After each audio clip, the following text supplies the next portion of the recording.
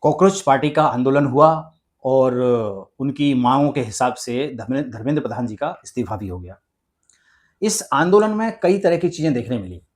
एक तो जो हमारे पढ़े-लिखे नौजवान जो अपने आप को छात्र कहते हैं, उन्होंने भद्दी-भद्दी गालियों का इस्तेमाल किया, इस देश के प्रसिद्ध प्रधानमंत्री के लिए। जिस प्रधानमंत्री को देश-विदेश के 25-30 देशों ने अपने सबसे सर्वोच्च सम्मान से नवाजा है, उस प्रधानमंत्री के लिए ऊल-जुलूल बातें कही गईं।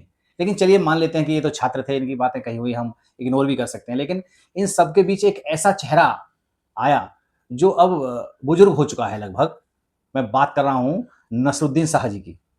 मैं तभी उनको जी लगा के बात कर रहा हूँ।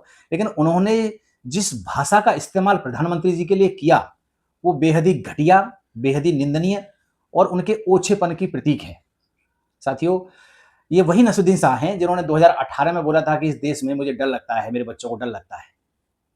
ये नसरुद्दीन शाह कभी जब ताज अटैक हुआ था उसके लिए इन्होंने कभी कुछ नहीं कहा, या फिर राजस्थान में कन्हैया लाल का जब गला काटा गया था उस वक्त भी इन्होंने कुछ नहीं बोला था, या फिर अभी कश्मीर में पुलवामा अटैक हो गया या उरी अटैक हो गया, उस वक्त भी इनका मुंह बंद रहता है। लेकिन जैसे ही बीजेपी से कुछ जुड़ा हुआ मामला होता है तो इनमें बड़ी जान आ जाती है। लेकिन इन्होंने जो भाषा इस्तेमाल की प्रधानमंत्री के लिए, उससे पता चलता है कि इनके संस्कार कैसे हैं। क्योंकि आदमी कभी-कभी क्या होता है कि बोलना तो 5 साल की उम्र में सीख जाता है बच्चा, लेकिन कभी-कभी बुढ़ा होने के बाद भी क्या बोलना वो नहीं सीख पाता, और वही हाल इनके साथ में हुआ है।